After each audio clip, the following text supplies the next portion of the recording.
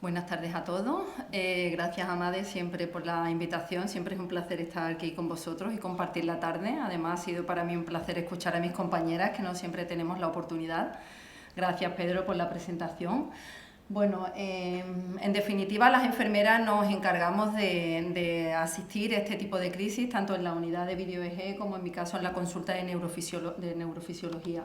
Por lo tanto, el objetivo que me he marcado en esta charla ha sido, en primer lugar, invertimos el orden, es mantener la calma ante una crisis de este tipo. ¿Cómo mantenemos la calma? Pues conociendo el origen, como han explicado mis compañeras anteriormente. Se debe a una crisis que no tiene origen, o sea, su origen no es cerebral, por lo tanto nos enfrentamos a otro tipo de eventos, ¿no? Y por supuesto saber actuar ante una crisis de este tipo con el fin de minimizar los riesgos que puedan llevar. Ya sea, o sea, hablo de crisis motora porque realmente a priori nosotros no tenemos por qué saber cuándo nos enfrentamos a una crisis psicógena o a una crisis epiléptica. Incluso los más expertos tienen dudas, como han dicho anteriormente, cuando la vemos, ¿no? Por lo tanto, lo importante en ese tipo de crisis es evitar el riesgo de lesiones, ¿no? Independientemente de que sean de un origen u otro. En primer lugar, como ya han comentado mis compañeras, hay distintos tipos de terminología, pero vamos a intentar evitar el término pseudocrisis, porque pseudo proviene del griego, que significa falso. Entonces estamos diciendo que estas crisis son falsas, ¿no? Y lejos de la realidad, ¿no? Los síntomas son reales y causan mucho dolor emocional a los pacientes. Estas crisis, como ha dicho Teresa y la doctora López, no son intencionadas, simplemente hay personas que no regulan bien sus emociones y convierten una experiencia de estrés emocional o psicológico en una respuesta física. En definitiva, hay una frase que me gusta mucho, que es cuando el cuerpo, cuando algo no se puede expresar de forma consciente, el cuerpo lo expresa pues a través de una crisis. Por lo tanto, yo desde la consulta de neurofisiología, cuando empecé a tratar a pacientes no con crisis, ¿no? que se dan con cierta frecuencia allí, me hice una pregunta, ¿no? A la hora de atender una crisis, ¿tengo yo que tener alguna consideración especial, tanto si es epiléptica o no?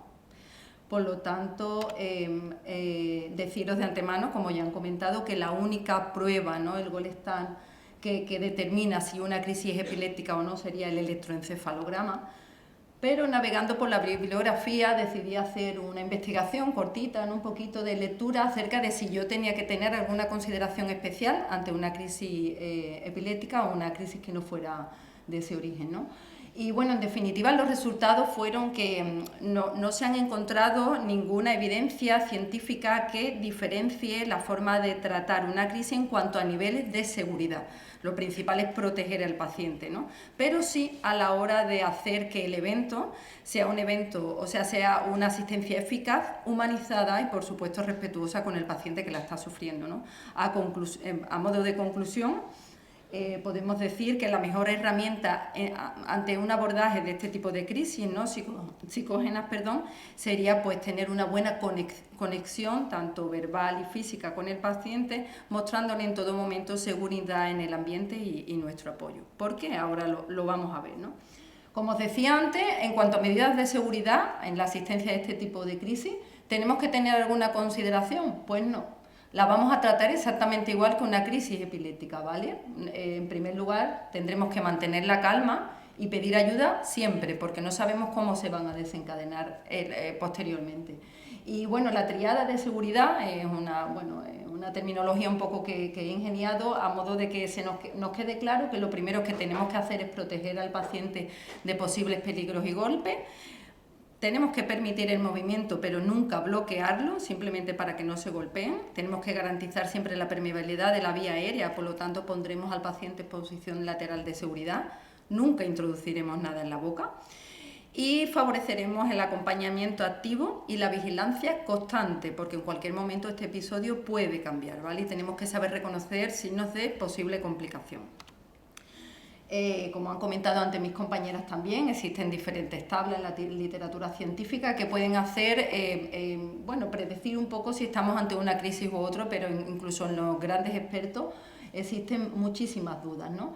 Por lo tanto, en un manejo global de este tipo de crisis, ¿no? ¿Qué debemos de saber?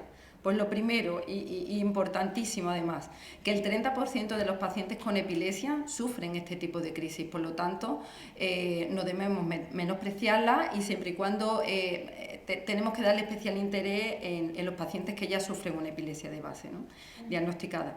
Tenemos que saber reconocer principalmente los síntomas. Hay muchos pacientes que incluso ellos son capaces de distinguir cuándo tienen una crisis de origen epiléptico y cuándo no. Y muchos familiares también, ¿no?, refieren, pues esta ha sido fuerte, o esta es de las gordas, o esta. Entonces ellos mismos saben el comportamiento, ¿no?, de su familiar cuando están ante una crisis u otra. ¿Qué debemos de saber? Pues que necesitamos tiempo. Las crisis psicógenas duran mucho más tiempo que una crisis epiléptica, por lo tanto tenemos que tener paciencia y no desesperarnos, ni intentar pensar, pues como han dicho antes mis compañeras, que se debe de una crisis que no tiene origen cerebral, que de la misma forma que viene se va, pero tenemos que tener paciencia y tenemos que disponer de tiempo, ¿vale?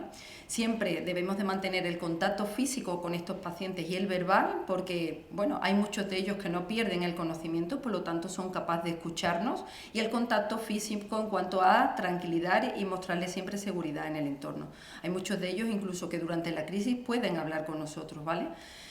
Y bueno, a priori este tipo de crisis supone un menor riesgo vital. Cuando hablo vital es pues de supervivencia, ¿no? En las crisis epilépticas estamos ante un entorno un poquito más complicado.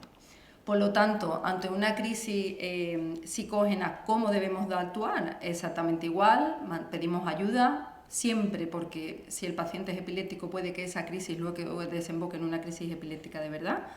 Mantendremos la calma, protegeremos al paciente de posibles golpes, mantendremos siempre el contacto físico y verbal, mostrándole seguridad, garantizaremos la permeabilidad de la vía aérea y, por supuesto, siempre lo acompañaremos hasta la reversión de la crisis, ¿de acuerdo? Pueden tardar 15, 20 minutos, estamos hablando de bastante tiempo, en los que tenemos que estar siempre expectantes de cualquier cambio de comportamiento y reevaluación constante del paciente.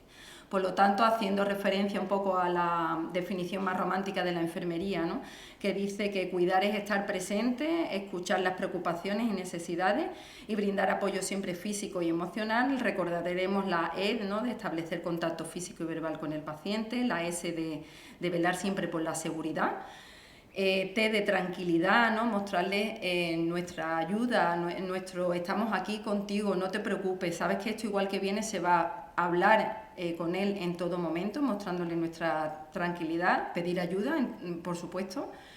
La A de acompañamiento, tanto físico como la supervisión constante de la que hemos hablado, y R de respetar y no juzgar el acontecimiento que estamos presenciando. Y bueno, como aquí estamos en una asociación, no puedo pasar sin deciros que a nivel nacional existe una asociación de trastornos neurológicos funcionales que se encarga de dar apoyo a las personas que tienen este tipo de crisis. Como lectura recomendada, El cuerpo lleva la cuenta, es de un psiquiatra neerlandés, Bessel van der Kolk, experto en estrés postraumático, que se ha encargado de estudiar este tipo de crisis y de hacer una evidencia bastante importante en este libro. Y bueno, a modo de reflexión, deciros que estas crisis siguen siendo un desafío para los neurólogos, psicólogos y psiquiatras, que, como insisto, ¿no?, en lo que han dicho mis compañeras, no son simulación, no existe intencionalidad en esta crisis, e incluso hay estudios que demuestran que bueno, existe incluso una peor calidad de vida que en los pacientes con epilepsia por la comorbilidad psiquiátrica de base, por la baja autoestima, por el miedo, la culpa, las conductas evitativas que presentan, las pérdidas de relaciones sociales y, bueno, en definitiva, pues desequilibrio financiero, desempleo, incapacidad. Y bueno, deciros simplemente que la escucha activa y la empatía son los que nos van a hacer, a última instancia, entender el sufrimiento que sufren estos pacientes. Gracias a todos por vuestra atención.